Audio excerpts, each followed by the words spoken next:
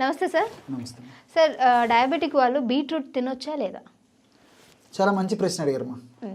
So sugar వ్యాధి ఉన్నటువంటి వాళ్ళు 3 మాసాలకు ఒకసారి HbA1c అని చెప్పేసి టెస్ట్ చేయించుకోవాలమ్మా. 3 మాసాల్లో HbA1c యొక్క పరిస్థితిని బట్టి డయాబెటీస్ ఉన్నటువంటి వాళ్ళు బీట్రూట్ వాడవచ్చా వాడుకోకూడదు అని చెప్పేసి నిర్ణయించుకోవాలి. ఎందుకంటే 6 నుంచి 7 మధ్యలో ఈ యొక్క షుగర్ ఉన్నటువంటి వాళ్ళు, HbA1c ఉన్నటువంటి వాళ్ళు బీట్రూట్ వాడుకోవచ్చు, ఇబ్బంది లేదు. 7 దాటినటువంటి వాళ్ళు మాత్రము బీట్రూట్ ఎప్పుడో ఒకసారి కొద్ది ప్రమాణంలో వాడుకోవచ్చు, కానీ ఎక్కువ వాడడం మంచిది కదమ్మా. ఇది అందరు తెలుసుకోవాల్సింది. మరి వాడదగినటువంటి వాళ్ళు కూడా ఎలా వాడుకోవాలంటేమా, ఈ బీట్రూట్ రసాన్ని ఒక 100 ml to 150 ml వరకు కూడా రోజు వాడుకోవచ్చు, ఇబ్బంది లేదు. బీట్రూట్ గడ్డలు కూడా తీసుకోవచ్చమ్మా, ఆహార రూపంలో తీసుకోవచ్చు, పచ్చిగా అలాగే తీసుకోవచ్చు.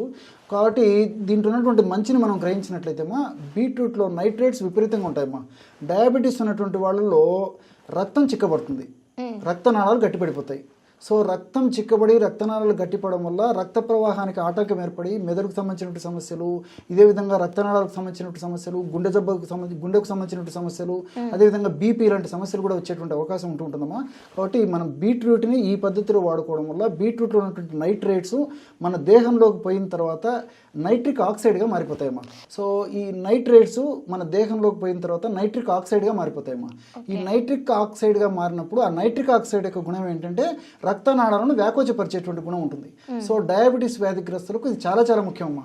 ఎప్పుడైతే రక్తనాళాలు బాగా వ్యాకోచపడతాయో అప్పుడు ఆ యొక్క ప్రభావం చేత బ్లడ్ సజావుగా ప్రతి భాగానికి ఫ్రీగా మూవ్ అయిపోతుందమ్మా. దానివల్ల ఈ డయాబెటీస్ వ్యాధిగ్రస్తులకు భవిష్యత్తులో వచ్చేటువంటి అనేక రకాల కాంప్లికేషన్స్ రాకుండా కూడా కంట్రోల్ చేసుకోవచ్చమ్మా. సర్వసాధారణంగా ఈ రక్త సరఫరా తగ్గిపోవడం వల్లనే డయాబెటీస్ వ్యాధిగ్రస్తుల్లో మరి మెదడుకు సంబంధించిన సమస్యలు, ఇంతకుముందు చెప్పినట్లు నరాలకు సంబంధించిన సమస్యలు, అదేవిధంగా కాళ్ళు చేతులు తిమ్మిరిగా ఉండడము, కాళ్ళు చేతులు మంటలు ఉండడము, అనేక రకాలైన సమస్యలు వస్తాయమ్మా.